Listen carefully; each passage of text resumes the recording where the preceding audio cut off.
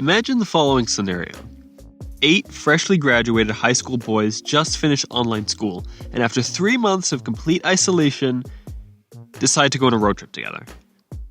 Alone. To a beach town. That's just a disaster waiting to happen. And hey, surprise, I was one of those 8 guys.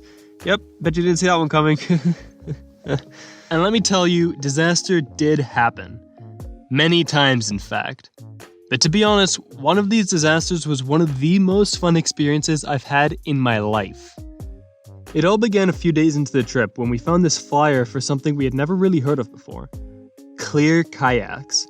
Now, kayaking alone would have had us sold, but the fact that it was clear, now that was a deal. For some reason. Yeah, I guess they just had really good marketing because everyone was super down. So the next day, this squad of 8 chavales show up at the beach ready to ride some kayaks. It was 2 people per kayak, so we split into 4 groups.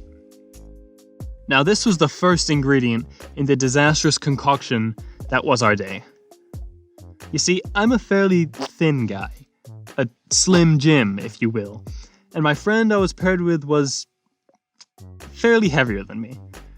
So as we set sail, there was already a clear imbalance with our kayak. As we were preparing, the instructor gave us a quick rundown of the plan. We would paddle over to a hidden beach, spend some time there, and head back. All as one group of kayaks. Also, he pointed out that these kayaks were a bit different from the usual ones because they had no hole in the bottom that would allow any water to escape. So instead, we would have to pail any water out ourselves because if not, we would sink. We told him we got it, and we went on our way. I'd say it took about 10 seconds for a rivalry to form. Before we knew it, we were ramming each other, tossing water, pushing each other over with oars. It was an all-out battlefield. Well, at least that's what everyone else was doing. Me, being the pacifist I am, simply enjoyed the view.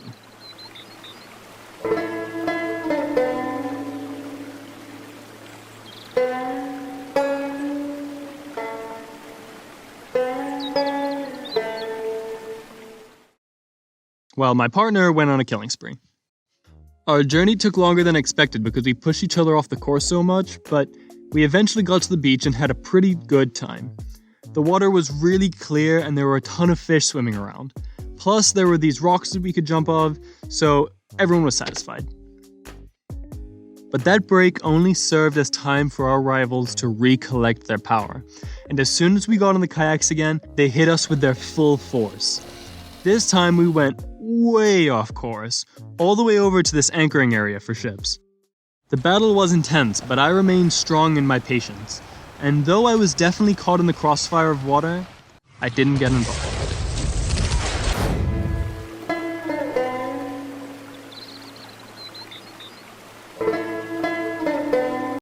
But damn, when the oars get involved, I gotta defend myself, you know?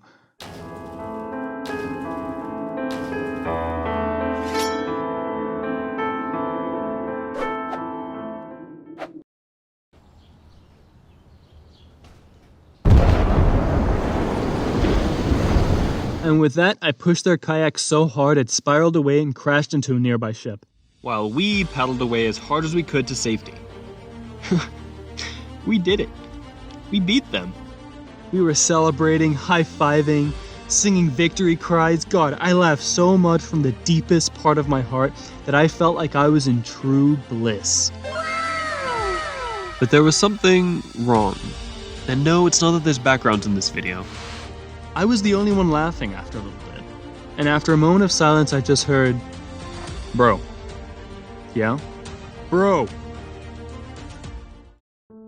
We had been hit by too much water, and while we were celebrating, the boat had very slowly started to sink.